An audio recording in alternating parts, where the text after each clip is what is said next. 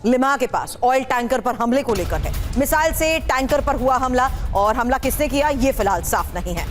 लेकिन अब ओमान में ही लिमा के पास ऑयल टैंकर पर हमले को लेकर यह खबर सामने आ रही है।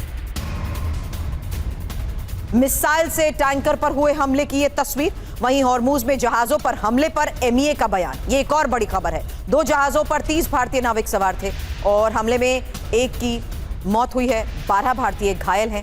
एमईए ने ईरान के राजनयिक को तलब भी किया है। कमर्शियल जहाज और नागरिकों पर हमले की कड़ी निंदा की गई है। जहाजों पर हमले तुरंत रोके जाने चाहिए। और अब आज की सबसे बड़ी खबर है, ईरान में शक्ति का नया केंद्र उभरा है। अब खुमैनी के पोते अली का प्रभाव बढ़ चुका है। अली खुमैनी को आईआरजीसी का समर्थन मिला है और इस्लामी फ्रंट में अली खुमैनी का प्रभाव बढ़ चुका है। सर्वोच्च लीडर की कुर्सी के दावेदार अली बने हैं। तो ये बड़ी खबर है। और ईरान में इस नए पावर सेंटर का मतलब क्या है, मुश्तबा पर कैसे भारी पड़ रहे हैं अली, क्योंकि खबर सुनिए। खबर यह कि आईआरजीसी की पहली पसंद अब अली खुमैनी है। क्या ईरान युद्ध का नया चैप्टर भी शुरू हो रहा है, क्योंकि जिस लिहाज से ऑपरेशन चलाए जा रहे हैं, आईआरजीसी जिस स्तर पर एग्रेसिव होकर हमलों को अंजाम दे रहा है, आज खबर आईआरजीसी की पहली पसंद अब अली खुमैनी को लेकर है। अली को अब इस्लामी फ्रंट का समर्थन हासिल है। अमेरिका से डील नहीं चाहते अली खुमैनी। और कौम की सभा में ट्रंप के खिलाफ जहर भी उगला। कट्टरपंथियों में खुमैनी की लोकप्रियता भी बढ़ी है। एजेंडा क्या है अली का? खाड़ी देशों में दबदबा बढ़ाना, खाड़ी देशों को यूएस फ्रंट से निकालना और हिजबुल्लाह, हमास, हुथी को भी समर्थन है, जबकि प्रॉक्सी गुटों की मदद को और बढ़ाना। एक और इंफॉर्मेशन, क्योंकि कौन है अली खुमैनी ये भी सुनिए। इस्लामिक क्रांति के संस्थापक खुमैनी के पोते अली खुमैनी सबसे कट्टरपंथी गुट के लीडर हैं। 40 साल के अली का वर्चस्व तेजी से बढ़ा है। आयतुल्लाह की हत्या का बदला चाहते हैं। इस्लामिक विरासत का भरोसेमंद चेहरा है। मुश्तबा के लिए चुनौती बने हैं अब अली खुमैनी। सुप्रीम लीडर के लिए मजबूत दावेदार अली। डेथ टू अमेरिका का नारा देते हैं अली खुमैनी। अब मनीष मेरे सहयोगी हमारे साथ हैं। मनीष, आसान शब्दों में बस इतना समझा दीजिए, जो बात हम करते थे कि इस शोक कार्यक्रम में जो शक्ति प्रदर्शन हुआ है, और जब हम ईरान की बात करते हैं तो हम हार्डलाइन सपोर्ट की बात करते हैं।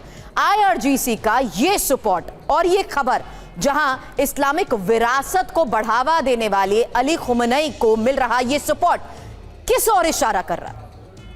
देखिए, पहली बात तो अभी यही तय होना बाकी है कि जो ईरान के सुप्रीम लीडर हैं मुश्तबा खमनेई, वो किस हालत में हैं, क्योंकि जिस तरीके से हमने देखा कि आयतुल्लाह अली खमनेई को अंतिम विदाई देने के लिए ऐसे लोग भी आए।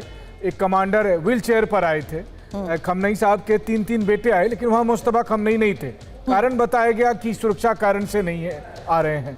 लेकिन देखा जाए तो ईरान के राष्ट्रपति पेजेश्कियान के अलावा किसी ने भी आज तक मुश्तबा खमनेई के साथ मुलाकात का दावा नहीं किया है। तो वैसी स्थिति में हो सकता है ये भी हो, बहुत सारे लोग कहते हैं कि शायद उनकी स्थिति ठीक नहीं है, या फिर आईआरजीसी प्लान बी के तहत और लीडरशिप को तैयार कर रही है। तो ये कंपटीशन कम बल्कि मोजाइक लीडरशिप का एक उदाहरण मुझे दिख रहा है कि कई सारे और कंटेंडर होंगे, ताकि अमेरिका को, इजराइल को ये मैसेज जाएगा कि अगर आपने मुश्तबा खमनेई को मार भी दिया तो ऐसा नहीं है कि ईरान में रिजीम चेंज हो जाएगा। उसके बाद अली खुमैनी है, उसके बाद कोई और है, उसके बाद कोई और नहीं। मौजूदा हालात में ये जो शक्ति समीकरण बदल रहे हैं ईरान में, तेहरान में, ये किस और इशारा कर रहे हैं? यानी ये इस बात का फैक्ट है कि आखिर क्यों ईरान अब पूरे स्तर पर अमेरिका का मुकाबला करने के लिए तैयार हो और हमले नहीं रोकने वाला?